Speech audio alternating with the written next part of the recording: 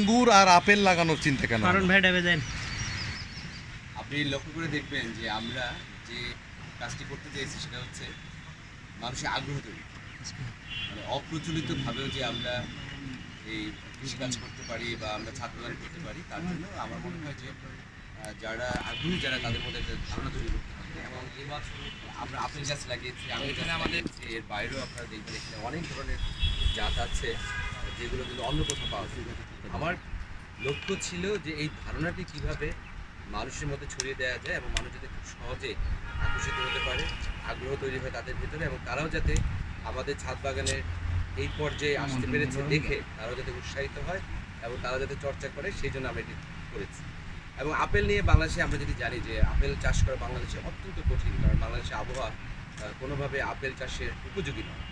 তারপরে আমরা এটি চ্যালেঞ্জ হিসেবে নিয়েছি এবং আমরা বলতে পারি যে অনেক এর পেছনে আমাদের অনেক আমাদের যারা কৃষি যারা জড়িত আছে তারা অনেক পরিশ্রম করেছে এবং করার ফলে তারা কিন্তু আপেল ধরেছে। তবে প্রচুর আপেলে কুড়ি এসেছিল, প্রচুর আপেল পড়ে গেছে।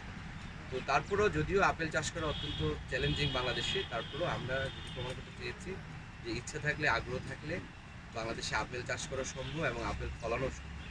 আঙ্গুর আমরা দেখেছি যে অনেক চাষি তারা আঙ্গুরে সফল হয়েছে, আর আমাদের যে আঙ্গুর গাছটিতে যে পরিমাণে আঙ্গুর এসছে এরকম কিন্তু সাধারণত সব জায়গায় দেখা যায় না।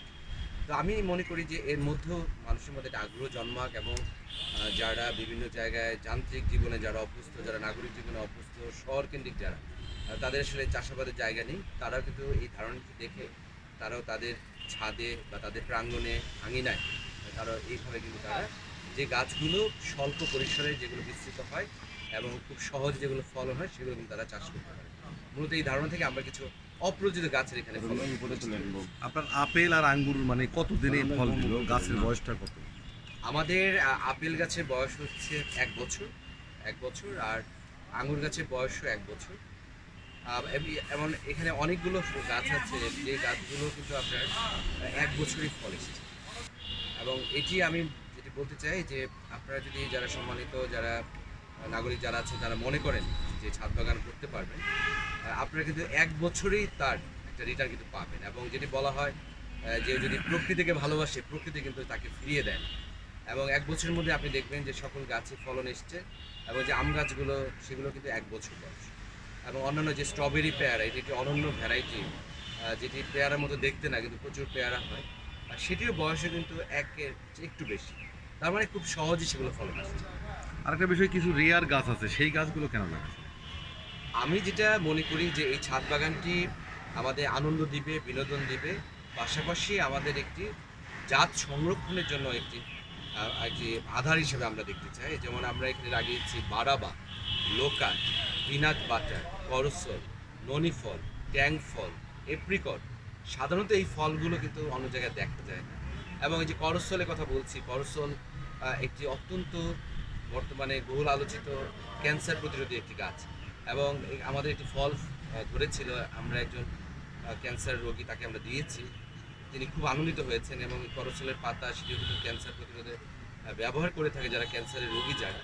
আমি মনে করি যে এই যে অপ্রচলিত গাছগুলো কিন্তু তার পরিচিতি আমাদের মধ্যে আসুক এবং আমরাও এই ছাদ বাগানটিকে একটি অপ্রচলিত জাতের সংরক্ষণ কেন্দ্র হিসেবে আমরা তৈরি করতে চাই, এবং সেই জন্য আমরা এটি লাগিয়েছি। স্যার মোটামুটি কতগুলো গাছ আছে স্যার? এখানে আমাদের 150 জাতের 300-র অধিক গাছ আছে, 150 ভ্যারাইটি আছে, এবং এখানে আমরা 4 ধরনের গাছ লাগিয়েছি। একটি হচ্ছে ফলজ, আরেকটি হচ্ছে বনজ, ভেষজ এবং ফুল গাছ আছে অনেক, যেগুলোকে অর্নামেন্টাল ট্রি বলা হয়ে থাকে, সেগুলো এখানে আছে।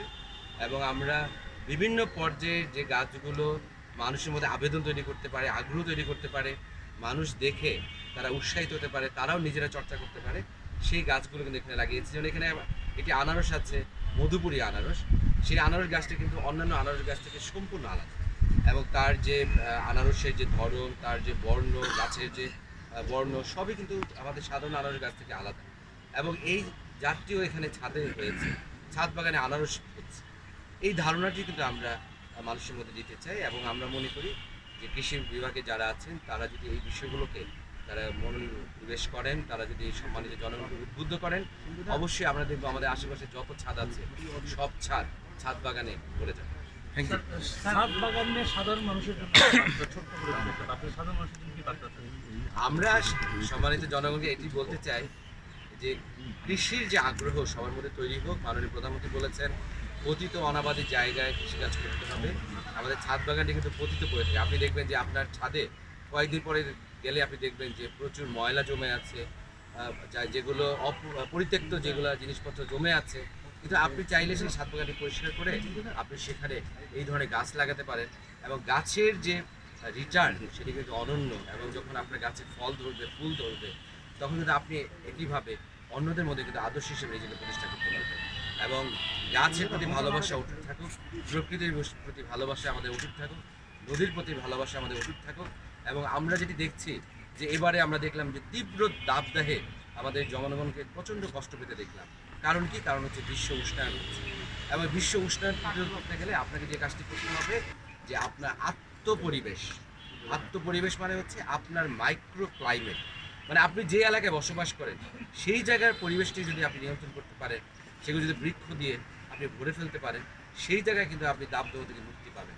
এবং এই যে উষ্ণায়নের দিনে আমাদেরকে গাছে কিন্তু মুক্তি দিতে পারে, সেই কথাটি আমি আপনাদেরকে মাধ্যমে আমি সমাজের জনগণকে আমি থ্যাংক ইউ। স্যার, ছোট্ট একটা অনুভূতি আপনার থেকে জানতে চাই যে আপনি যখন ছাদ বাগানটা শুরু করেন সেই সময় কিন্তু আমরা একটা রিপোর্ট করেছিলাম। সেই রিপোর্টটা বেশ সারা দেশব্যাপী কিন্তু সাড়া ফেলেছিল। তো সেই জায়গা থেকে আজকে যখন এই গাছগুলোতে ফল ধরেছে, আজকে আবার আমরা এসেছি।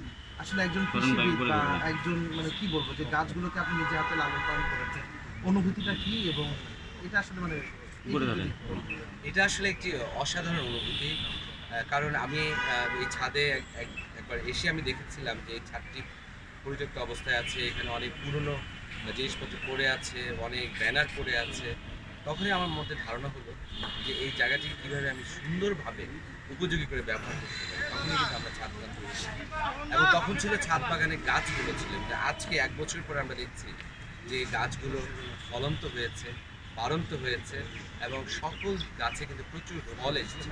এবং আপেল গাছে ফল এসছে, আঙ্গুরে ফল এসছে, স্ট্রবেরি পেয়ারায় ফল এসছে, তিন ফল এসছে এবং মধুপুরি আনারস হয়েছে। এগুলো কিন্তু আমাদেরকে ব্যাপক আনন্দ দেয়।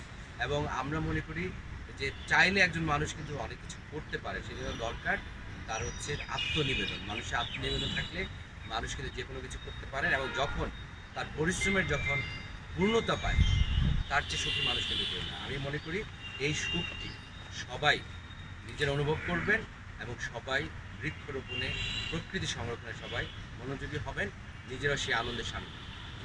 Thank you.